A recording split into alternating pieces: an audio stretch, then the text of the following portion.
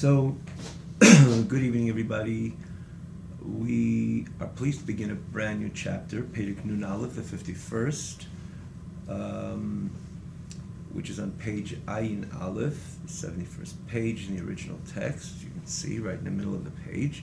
But before that, I just want to mention that, as you recall last week, there's three words literally, which I didn't recall exactly the translation of it. I mentioned that we'll get back to it. We will do so just before we start the chapter. So it's literally 3 lines before the end of Perek Nun. Perek Nun being that very special Perek. Again, if you remember, we mentioned the precision of its number of 50 associated with the Nun Shari Bino. Let's explain the number of places. This is like a different type of Ava, which has a very different result. In other words, this is an Ava love which really leads to Kleis HaNefesh, to the total expiration of the soul, expiration of the body, that is.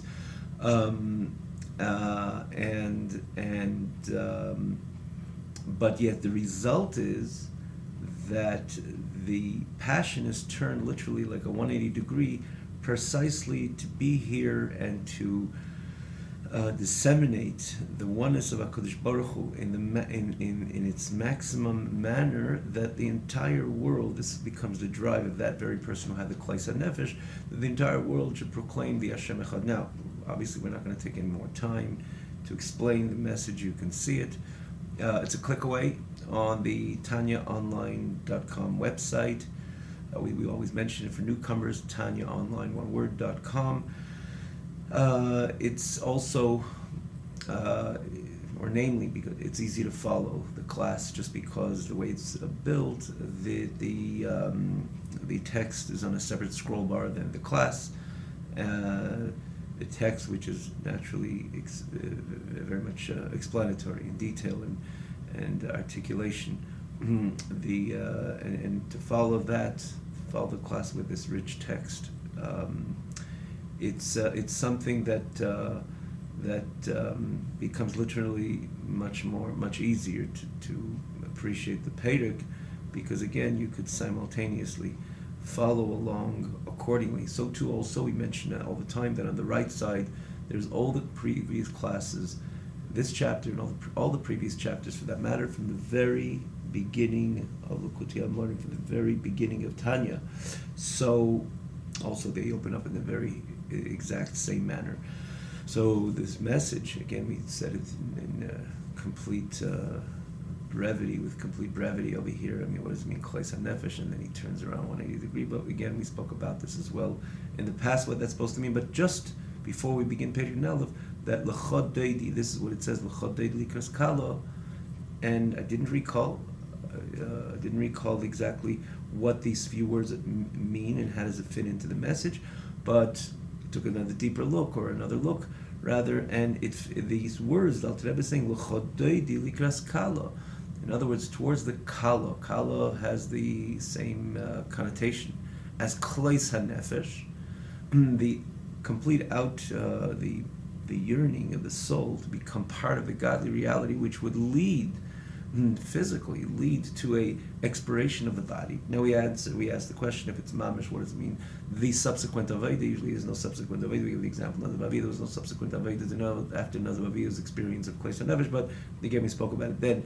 But after, in connection to this Kleis HaNefesh, you have the turnaround, the 180 degree turnaround, to draw the kuz downwards, and that's what the Alter Rebbe means, L'chod Deidi, the Kras Kala, towards the experience of Kleis HaNefesh. What is the actual result? L'chod Deidi, to draw the Deidi, my beloved one, down here in Elam Hazeh, and again the entire world. My total drive and aspiration is just that the world, the entire world, should penetrate, and the message of Hashem Echad, the oneness of HaKadosh Baruch Hu, should penetrate the entire Elam, Elam Hazeh, because this is part of HaKadosh Baruch Hu's Nis Ave, covet to have a dir b'tachteinim, as explained in the last chapter, namely the culmination of the last chapter, which was the culmination of the experience of this Klais HaNefesh, L'chod Deidi Likras Kala, towards this sensation of Kala, of Klais HaNefesh. You have L'chod Deidi, to draw the Deidi, the beloved one, down here in Eilam Hazeh. And again, we're just mentioning these few words as another, as the Alter Rebbe brings these few words to explain also the message, this unique message, which the Alter Rebbe concludes the previous chapter, which is the conclusion of that experience of Klais HaNefesh. Again, you can just go, you can simply, to click away to see this. We took all the time which we believe was meant to be taken in order to explain this very unique message of this very unique chapter, Perek Nun. Perek Nun Aleph, we begin. V'hinei l'teisves biur loshen hayenuka de la'el. Do additional explanation to the expression of the yenuka, which we spoke about before. Who's the yenuka? And where before? So you also click away for that matter. It's in Perek Lamed Hey.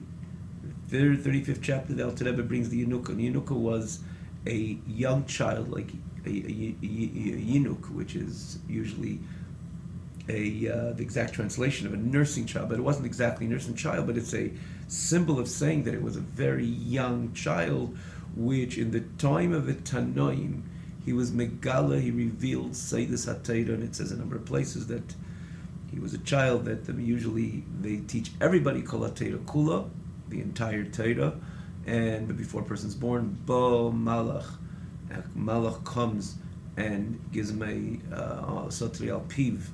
In other words, he gives him a kind of swipe, so to say, on top of his mouth, and with this he forgets the entire Torah, and he has to start anew. And as we explained a number of times, what's the point of teaching the child or the fetus Kol HaTeira Kula, right? Nir Doluk Al Reishiv, the Lashon, the Chazal, that there is a candle, Doluk, which is lit next to his head, and they teach him the entire Torah. That they make him forget. The Malach makes him forget at the moment he's born. What's the point of teaching the whole Torah? But we said again, because he has the Torah somewhat stored away, so when he starts learning Torah, he has that familiarity with Torah. He's able to advance with Torah because he learned Kol HaTeira Kula Kshoyi B'mei Imei. It says this child, it says the Malach didn't have the impact on him, and therefore even the youngest of age, he was Megala, real deep Seidus HaTeira, and a lot of Torah was flowing from him in general, in every area of Torah. And particularly in the secret, in the esoteric part of Torah, this was the Yenukas. The Alter Rebbe brings him in chapter Lamed Hey.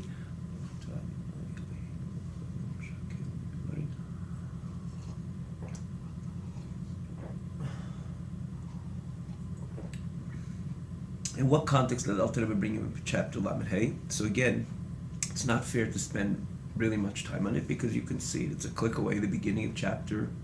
It's actually not the very beginning of the chapter, but towards the beginning of the chapter. Rebbe asks, what's the point of the Beinoni going through these challenges and obstacles, navigating, so to say, Eilam Hazeh, without the ability to completely transform in his nefesh bahamis, his animal soul, in his body? Because again, this is the description of the Alter Rebbe, of the Beinoni. Different than the tzaddik, but the tzaddik had the ability to totally transform, sublimate his nefesh bahamis, and domesticate his nefesh bahamis in a way that it would be completely transformed and becomes an ally to the nefesh elikis totally, and that's called accomplishment, because you completely establish the enemy, so to say, to become an ally and be in zinc with the godly message 100%. That's the tzaddik. Again, the Alter Rebbe's description of the tzaddik towards the beginning of Tanya, but as opposed to the Beinoni, and the Alter Rebbe says the Beinoni he midas koladim, that's default, that's standard, that's demanded from every person, not necessarily be the tzaddik, but to be the Beinoni, go through all the challenges on a constant basis, where the Nefesh Bahamis challenges the Machshava, Dibur, Ma'aseh, thought, speech, and action, and as is very clear, and we all know it, again on a constant basis, and the Beinoni overcomes that signal which is coming from the animal soul to speak, to do, to speak, to think contrary to the Ratzon Hashem, but he overcomes. So he never sins, he never will sin, he never violates, which again Torah mitzvah is about machshava dibur u'maisa, thought, speech, and action. That's the package of Torah mitzvahs. So he never violates anything chas v'shalom, never thinks, speaks, or does, or the other way around, to say the chidush that he never does or speaks or even thinks anything which is contrary to the Ratzon Hashem, to Hashem's desire. We say even thinks because we appreciate that thought is a much more nuanced experience, and the Beinoni doesn't even violate even in machshava, but the signals from Nefesh Bahamis he has. So what's the point? You never go through 30, 40, 50, 60, 70. I mean, the Rebbe says, Ulei yekach lekol yoma b'muchamazu. Remember the expression in the 27th chapter, all his life will be in this war, so what's the point? Never reaches the point to transform the Nefesh Bahamis. The Nefesh Bahamis stands with its strength and potency throughout. What's the point? At that juncture, again in Perek Lamed Hey, Alter Rebbe brings the Lashon HaYinuk. And what does the Yinuk say? Again, you can see it there, but in brief he says there's a virtue of keeping Torah mitzvahs on its own, even though your own Nefesh Bahamis is not totally transformed. So even, so to say, partially it comes along and it must align itself with the message, because if you're learning Torah, you're not doing something else, and your mind and your speech is occupied on learning Torah. When you're doing a mitzvah, it's compellingly following the message of the Nefesh Elikis, and that is, and in the end of the day, again, the focus there is on the mitzvah, even though there's no total transformation of the Nefesh Bahamis, but the mitzvah is being performed, and that mitzvah is an absolute connection with the Almighty, which one cannot achieve in any level, nor when he's in Gan Eden for that matter, and nor when he's in even the sensation of with Elokus, the love and fear, even though it's in the end of the day, there are also two mitzvahs, they're commands, but in the end of the day, the actual doing the mitzvah, the tefillah, the mezuzah, this gives the ability to the yid to connect to the infinity of HaKadosh Baruch Hu, and that connection is to a place which is beyond, transcends all ilamis, all the ashpas, all the energy, which vitalizes and brings existence to the highest world, because they are kamei kala chashiv, as opposed to this is the Eibishter himself. Again, you can see the message that every mitzvah Yid does, every learning Torah, every limud Torah, that the Yid experiences, or the Yid invests in. This is very grand, and for that, it's worth the Beinoni to come down into this world, even though it would never completely transform its Nefesh Bahamis. It connects, has the ability on a daily basis, and whenever it wants to, with its freedom of choice, whenever it wants to connect and to the infinity of HaKadosh Baruch Hu. And he says there, and that's what Shlomo Melech says, you gotta oil this Shechina which is on your Reish, which is again the Meshal Tirab. It's not enough. The Neshama, which is a Chelik of the Kavimal, part of HaKadosh Baruch Hu, to be that oil to maintain the fire of the Shechina, right? You can have a fire, you have a wick, but you have to have oil if you want the fire to continue burning. It constantly burning constantly without interruption. You have to oil you got to oil this wick in order that the fire should burn. Now, the Rebbe says there, the nefesh, the neshama itself is not enough. Despite being a chelik of the kavimal mamash, part of HaKadosh Baruch Hu, it's not enough to have the fire burn, which is the Shechina, connect to the person, to the wick, the nefesh bahamis, and so on and so forth. As again, he explains there, you have to learn Torah, you have to do mitzvahs. And the Rebbe explains there, if you recall, that the neshama experience, in the end of the day, again, as Alter Rebbe describes the neshama experience very specifically in Perek Gimel, the third chapter, other places in the third chapter, kind of encapsulates what is standard default of the faculties, of the expression of the faculties of the neshama. We say faculties of the neshama. If you remember, the Alter Rebbe begins Perek Gimel and says clearly the neshama is not just one ball of light, the light of the divine, which HaKadosh Baruch Hu invested in the ibad of the neshama, and Nefesh Hashem is B'Yisrael, the beginning of Perek Beis, the second chapter, Chelik L'Kami Mal Mamash, but the beginning, and Hashem invested into the Yid. But in the beginning of Perek Gimel, he says, no, this very neshama is divided into 10. We spoke about it as well. It's interesting in Torah, has kind of an explanation to that, but just the way the Alter Rebbe writes in Tanya, the neshama is divided into 10, which these are the 10 faculties which express themselves in this neshamadika expression, with a soulful expression. If it's wisdom, understanding, knowledge, and neshama intellectualizes only in Elokus, obviously nothing else, because it's a chelik of the kamimal, part of HaKadosh Baruch Hu. What else is it? What else is it? Is investing? It's in what way? In what else is it intellectualizing? Only naturally in Elokus. If it has love, it's towards Elokus. What type of love? A fervorous love, a passionate love to HaKadosh Baruch Hu, because it's a part of HaKadosh Baruch Hu. And if it has fear and reverences of HaKadosh Baruch Hu, but Alter Rebbe, and again, it described pretty much packaged in the 3rd chapter, but Alter Rebbe brings that over in Perek Lamed Hey. It says all true, but that's your expression to HaKadosh Baruch Hu. And then if it's your expression to HaKadosh Baruch Hu, that cannot be the oil to oil the candle and oil the wick in order the Shekhinah should continue to burn on and connect to the Yid. You need the Torah mitzvahs, where the Torah mitzvahs is not about you, it's about HaKadosh Baruch Hu. Even subtly, a subtle expression of I, a subtle expression of the person, mitzvahs of the person, I love HaKadosh Baruch Hu, I don't love anything else, I love HaKadosh Baruch Hu, but that little I is antithetical to the Ashras HaShekhinah. Stands and interferes with Ashras HaShekhinah, because Ashras HaShekhinah is about Hashem, the dwelling of the Shekhinah, that is, dwelling of the divine presence, about Hashem. It's not about you, and the smallest you interferes that. And as opposed to the mitzvah and the Torah, it's all about HaKadosh Baruch Hu. And therefore, that is the oil, that becomes, or that is the oil which the Shekhinah will dwell upon the wicked. In other words, the Guf and the Nefesh Bahamis, ultimately the Yid. Only Torah mitzvahs, not only in Neshama expression. That's just encapsulating the message of Alter Rebbe in Perek Lamed Hey. So the Yenuka explains there. So what is the Yenuka speaking about there? About the Hashras HaShekhinah, the dwelling place of the divine presence. He brings the Chacham Ein Bereisha. A person sees the Ein of Bereisha, the Shekhinah Shari al Reisha, the Shekhinah which dwells upon his head, and he focuses on it, and again constantly oils the wick in order that the Shekhinah should dwell. So he's the emphasis, again, the message of the Yenuka is that, but it speaks about the Ashras HaShekhinah, the dwelling of the divine presence, and that's what Alter Rebbe says. That's why it's worth it. The Beit need to come down, because Ashras HaShekhinah is precisely through the Yid who's performing Torah mitzvahs. The fact that his Nefesh Bahamis has not totally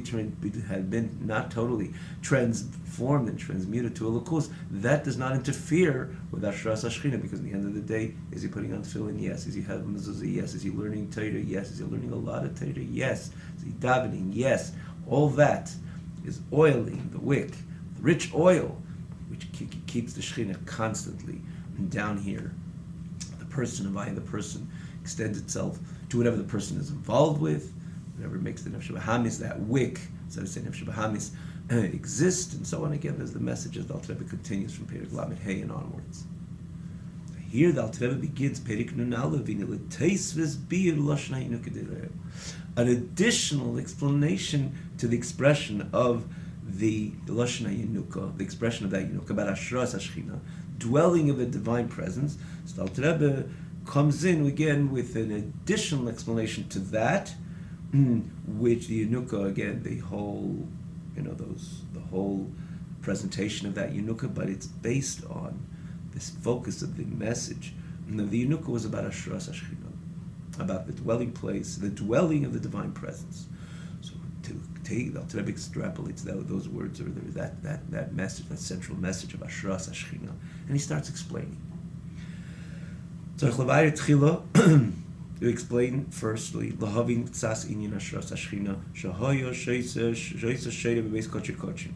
To understand even a bit, what does it mean, the dwelling of the divine presence, which we know dwelled in the home of the Holy of Holies, and that's the reason why the Hashem, it was a place which was secluded. There was overt manifestation of godliness there. We spoke about it in the past also. Mokim ha'arin einim and amida, the place of the arin, it was manifest physically. I mean, it could have been identified theoretically if anybody went in, but you're not allowed to go in because it's so holy. The Yom Kippur, even the Kohen Gadol cannot go in. The high priest cannot go in every day of the year. Only Yom Kippur, and only for the particular exact time. The Lashon of Alter Rebbe, beautiful Lashon of Alter Rebbe, he goes in once more when he's not supposed to. It's total violation with a severe consequence, because it's such a holy place. It's a place which the divine presence is there, dwells there. The Makam Arnam and Amida, very quickly, it says the Oren had a measurement. If you took the measurement, it was 2 by 2.5, if I'm not mistaken. I can stand to be corrected, but it had its exact measurement. And the Kodesh HaKadoshim, the Mishkan for that matter, was 10 by 10. So if you measured the Oren, it had a measurement, let's say 2.5. So you measured from the wall, from the end of the Oren to the wall, it should be, I believe, 3 3/4, if I'm correct. And the other side should be 3 3/4. But if you took a measuring tape, in the end of the day, you took a measuring tape, and you measured from the side of the Oren to the wall, it was 5. The Oren itself was 2.5, but if you measured it from the side of the Oren till the wall, that is, it was 5. Literally, the measuring tape said 5. From the other side to the wall was 5, and the whole Kodesh HaKadoshim from wall to wall was 10. That was something which is just impossible to comprehend. Certainly not a human being could comprehend, which shows that the Hashem plays beyond place. It was, when you're dealing with the Ein Sof, the infinite light of HaKadosh Baruch Hu, there is no restriction and there's nothing, Hashem is not limited to anything, but that was overtly manifest in that Kodesh HaKadoshim. And that's why it was such a holy place. And that's why you could say, that's the place of Ashras HaShechina. And that's the reason, again, the Yom Kippur, the Kegel could have gone in only once a year into the, and again, particular times of that day, very day in Kippur, he wasn't allowed to go in after, because that was a place which carried the divine presence, that's the place where the divine presence dwelled in the Kodesh HaKadosh. So the whenever we say that there's Ashras HaShechina, there's 10 people come together, a minyan, you have Ashras HaShechina. That's what makes it so holy. You could say Kedusha, you could say Kaddish, you could say Baruch Hu, and all this which we say precisely when there's a minyan. And why so? Why not when there's 9 people? Isn't that kind of an asifa? There's a certain amount of people coming together. Why 10? Because of 10 they have the Ashras HaShechina. You have the dwelling of the divine presence. Now, in general, obviously, you can't say that every shul has that same Hashras HaShechina, in other words, the same measurement, if you will. Hashem is beyond measurement, but it's the same manifestation of the Shechina, like in Kodesh HaKadoshim, obviously not, because then we wouldn't be able to go to the shul only once a year and so on. So the shul carries the Hashras HaShechina. When there's 10 people, carries the Hashras HaShechina, and it says a person learns Torah. Shechina is there. Turns Torah back with 10. There's a greater manifestation, but it says Melana Filecha Sheyesh Bezik Batera Shechina Shroyei, or the lashon in Pirkei Avos, but which again denotes that the Shechina is there with him. So Dr. Rebbe explains. Let's stand back and let's understand what does in the world this mean that the Shechina dwells there in this particular place in this particular experience. What's that supposed to mean? Ma'in Yonei. What's it supposed to mean? Halei Malei Kol Haaretz Kavodei. The entire world is full with the Eibishter's honor. There's no place devoid of HaKadosh Baruch Hu. Isn't that so? What are we going to say? There is HaKadosh Baruch Hu. What about here? No, it's not HaKadosh Baruch Hu. It's not there. What do you mean it's not there? If it's not there, that wouldn't exist. And that place wouldn't exist. And that time wouldn't exist. That experience wouldn't exist. It's existing only because Hashem is there. There's no place which is devoid. Not only also, there's no place which is devoid of HaKadosh Baruch Hu. We don't have to elaborate on that. We don't have to elaborate on that because it's so obvious. Because the existence of everything is only because Hashem is Mahava, Machayim, Mekayim. Hashem gives life and existence and vitality to that very moment, to that very experience, to that very 5 minutes. That time is imbued with the energy of HaKadosh Baruch Hu. That's what makes it. That's what makes the time able to to express itself in 1 minute, past, present, future, and so on and so too when it comes to place. This entire Olam, even Olam Hazeh Agashmi, this very physical world, which it's comprised so emphatically of time and space, yesterday, today, tomorrow, which doesn't exist, obviously, in levels which is in Lashon al beyond Malchus, which Malchus Kol Eilamim, the source of all Eilamais, which Eilamis again is a combination of time and place. Beyond that, time doesn't exist. Right? Shemavaya, Hayaviyah Ke'echad. When it comes to Malchus, then you have Hashem Melech, Hashem Melech, Hashem Yimlech, because time is a creation Like someone says, why did HaKadosh Baruch Hu create the world 5 billion years ago? Why only 5,700 or whatever? Why? Why that time? No, there was no time before. Time is a creation of HaKadosh Baruch Hu. There's a place, even now, when the time on this level evolves, on a higher level, it doesn't exist. I remember we spoke about in the past also. Do you recall when Hashem gave the Torah, did he know it's going to go on 3,000 years? That to open a light will be a bit different, even though it wasn't that. People wasn't that complicated to strike fire, match that 2,000 years into creation. But let's say with all the arguments and say the Eibishter, how would the Eibishter know over 3,000 years ahead? Did he know all the details? I mean, he's God, he knows. So obviously it was relevant, it's relevant today like it's relevant then. But is it that Hashem has this dynamic eyes and is able to go through 3,000 years because it was without, again, failing any detail? He's God. Let's remember he's God, so he doesn't fail any detail. But no, when it comes to Hashem, 3,000 years, there is no 3,000 years. 3,000 years in the level of Malchus. Higher than that, Hashem Avaya Hayi V'Viyah Ke'echad. Matan Torah today, tomorrow, it's all one. It's impossible to comprehend because we're part of the fabric of Elam Hazeh, which is comprised from Zman HaMakom, from time and place. So we can never appreciate. There's certainly not thoroughly. I mean, we could hear a story of tzaddikim and the way Hashem, or you look at even Yaakov Avinu, for example. Remember in Parshas Vayechi, he's speaking about Mordechai, and he's speaking about Shaul. This is a long time ahead, 1,000 years ahead. And beyond more than 1,000 years ahead, and he's speaking about it like something present. Well, the tzaddikim, they have the part of Shem Havaya in them, right? Kirolei Hashem, Kelil Kei Yisrael. Again, it's all connected because Meir Rabach Kemeir Shamayim, because a real tzaddik has that Shem Havaya within him as part of who he is, and therefore the whole phenomenon of time is not that real, at least on the level of that Shem Havaya, which is again. He's connected to, and therefore he could speak about today, tomorrow, like in one sentence, and be so specific and articulate what's going to happen in the time when Shaul, when Mordechai comes out, Mordechai and Esther will come out with victory over Haman. I mean, this is mind-boggling. But that's what Shem Havaya is. And we speak about even the Makam Oren and Amida. Hashem is beyond place. Therefore, the Oren has a measurement, it doesn't have a measurement in the same time. Because beyond Malchus there is no place. There is no rather time and place. There's no Eilim. It's all Malchus Malchus Kol Eilamim. Beyond Malchus, all the spheres, there isn't.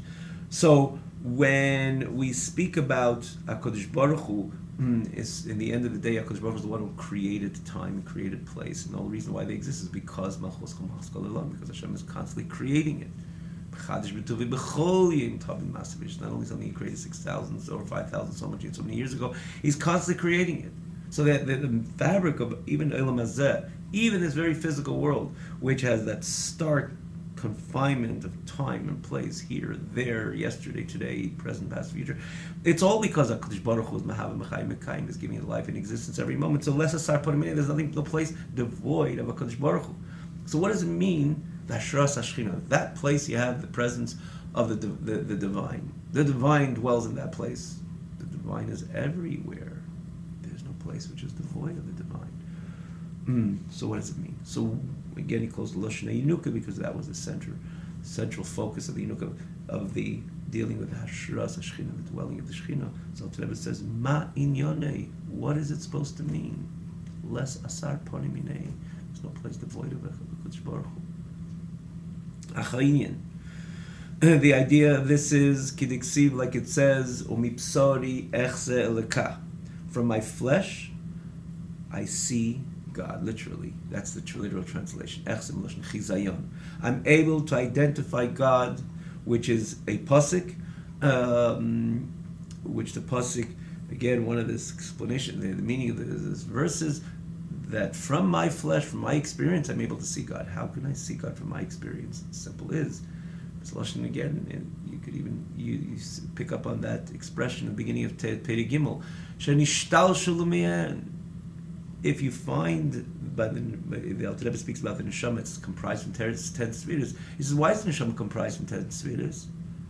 He says, because nishtal shel mehen, it comes from Elam Atzilus, and Elam Atzilus, you have 10 spheres, so that's the way the neshama the buildup of the structure of the neshama has 10 spheres, 10 faculties. So when we find the reason why we're able to identify the godliness from our own experience even from our flesh, in other words, not only from the perspective of the neshama, but the entire image of the human being, is because nishtal shalomehen. Adam is the reason why man is called Adam, because Adam the Elyon, the entire organism of the person, of the human being, it reflects the way it reflects the Adam Elyon as supreme, even the primordial Adam. And therefore, the pasuk says, "Umipsari, look into your experience, you'll be able to see God." And I'm just saying this because, what do you mean? Why should I be able to see God from my flesh? What's there with my flesh that tells me about God? Somewhat you can say the opposite. But your makeup, not the other stuff which you added to your flesh. In other words, something which is just the organism of the buildup of the human being comes, and that's why he's called Adam, is Adam el Elyon, reflects the supreme Adam, which is ultimately HaKadosh Baruch Hu. You get a metaphor for HaKadosh Baruch Hu. It's the structure of Atzilus is called Adam, but not Chas v'Shalom to think about Hashem, about Basar Chas v'Shalom, or any image of human being, understandably so, even though it is called Adam Ha'elyon, the supreme Adam. And the Adam de Lamato is Adam el Elyon. It reflects, it's similar to this Elyon. Not totally, this is the total godly reality, but at the end of the day, Nishtal Shalomehen, the image, the exact image of the person, is reflective of the Supreme Adam. And again, the Supreme Adam doesn't have any of these limitations, or the whole makeup is understandably different. But that allows us, at least me psari, from my flesh, to see Elokat, to see godliness. So we just took another moment to explain this pasuk. So now the Alter Rebbe says, now look at your own basar, look at your makeup, look at the way you function, and that will answer the question, what Hashras Hashchina means. What does it mean that the dwelling of the divine presence? Shekemeni goes on, Shekemeish Nishmas Adam Mimalo Kol Ramachi Vari Aguf Meresha V'Adaragli, just like the soul of man fills all 248 limbs from head to foot.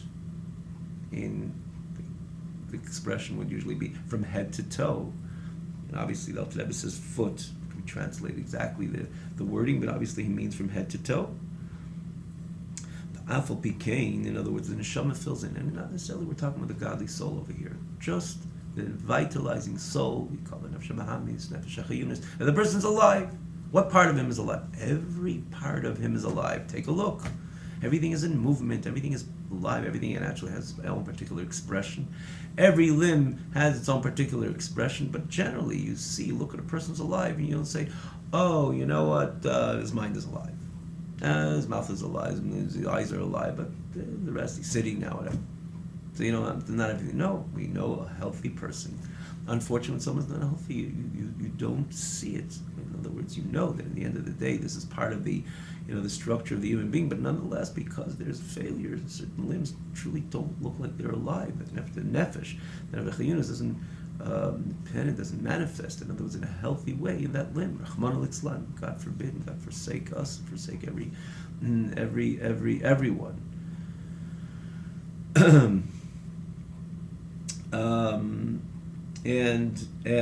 So the person's alive. So the nefesh penetrates from head to toe. For that matter, sometimes you see that sort of person moves, makes certain movements even without planning, or he decides to walk. There's not even like somewhat a button he has to push, and there's certain energy goes from the nerve system, the mind, and gets down to the foot and starts walking. Well, that's more like the robot image. No, man is just everything about him is alive. We need not to explain this, but movements with hand and foot, even without even the formal functions of walking, talking, or doing, and so on. It's movement. Everything is alive. Evidently alive. Every single part of Meresha V'Adaragli. But where is Ikir Mishkon of Asher Osei Memech? We still know that despite the nefesh, again, we're not talking about the godly soul, the nefesh, which keeps the person alive, which comes into the person the moment he's born, that nefesh truly penetrates every part of the person's limb. But where is its main habitat? Every healthy person will tell you, person has a little bit of understanding, it's in the brain. The nerve system is where the whole nefesh settles and resides, and from the nerve system it manifests itself in every single limb and gives it the ability to function the way it's meant to function, and the foot to walk, and the hands to do, and so on and so forth. Or even you see again the chayis in every movement, even before the person walks, and so on, as we just noted. You see a person's alive, but it manifests itself from the original base, which is the brain, the nerve system as we all know it. That's why the mind, the brain, is more than a vital organ. It's where the whole energy is. So, and from the brain, it manifests to all the limbs. Every limb receives from that nefesh, which primarily resides in the brain and the nerve system, its energy and its strength, which is befitted to him, meaning to say befitted to that limb, based on the makeup of that limb, based on the style of that limb, based on the function of that limb. As an example, he gives the eye to see and the ear to hear, the mouth to talk, and the feet to walk. Like we see evidently, like we see evidently that in the brain and the nerve system senses everything that goes on in the 240 limbs. And and all the happenings which transpire in the 248 limbs. Why does the brain, the nerve system, detect or identify? Because everything comes from it. Why does it feel? Why does it identify everything what goes on in the 248 limbs? Is because everything stems from it. Because the main settlement of the nefesh is in the nerve system, and everything draws the life and energy from the nerve system, and therefore the nerve system detects everything that goes on in the 248 limbs. Now what's the Alter Rebbe getting at? So he continues with a mashal. He's going to go on with a parable, and with this parable we'll be able to appreciate the message what the Alter Rebbe is going to extract from this parable, and to explain us what is the idea of Asheras HaShechina. What is the idea of what is the idea of the dwelling of the divine presence? What does it exactly mean? So, I hate to stop right in the middle, especially in the middle of a parable, at least to finish the parable and then go on with the message. But if you notice, the Alter Rebbe finishes this very parable on the next part of Perek Nun Aleph. Say the next part is we know that in the whole Tanya, very few chapters that are divided into two parts. Very few. You could count them on your fingers, probably with one hand. And famously one of the chapters that is divided into two parts is Perek Nun Aleph, and the second part starts with Kocha Mamish al Derech Mashal. So too, al Derech Mashal knows what's the message. What do we infer from this mashal, from this parable, from this metaphor, how it is on high. And with this, we'd understand what does it mean, Asheras HaShechina, the dwelling place of the Shechina. So we're going to stop in the middle of this mashal, in this middle of this metaphor, and Beshem will continue. And I would even like to believe that next week we'll be able to even finish even the mashal, because again, it's another full page, literally a full page. And the reason why the Alter Rebbe expanded on this, because he says he wants you really to understand this thoroughly. The Alter Rebbe was very careful, especially a Torah Shebiksav dynamic. And again, we spoke about this in the very beginning of Tanya. Tanya is the Torah Shebiksav of Torah Chassidus, the written part of Torah Chassidus, the written Torah of Torah Chassidus. And just like Torah is very careful with every letter and every nuance and every way of expression, and so too the Alter Rebbe doesn't just expand, use many or full page, for example, just to explain, to present a mashal. And if he does it because he wants you to understand it perfectly the way it is in your system, which is reflective of the way it's on high, in order to understand the way, with the workings of on high, to explain us ultimately what is the idea of Asheras HaShechina, the dwelling place of the divine presence. What is that supposed to mean? To answer the question. And I will just, before I conclude, I will just say, from Perek Nun Aleph to the end of Likutei Amarim, which is these 3 chapters, Nun Aleph, Nun Beis, and Nun Gimel, 31st, 51st, 52nd, and 53rd, which we know Likutei Amarim has 53rd chapters, is all one idea. Maybe perhaps should have mentioned in the very beginning of Perek Nun Aleph, but I'm mentioning it over here again. It's one idea which we're going to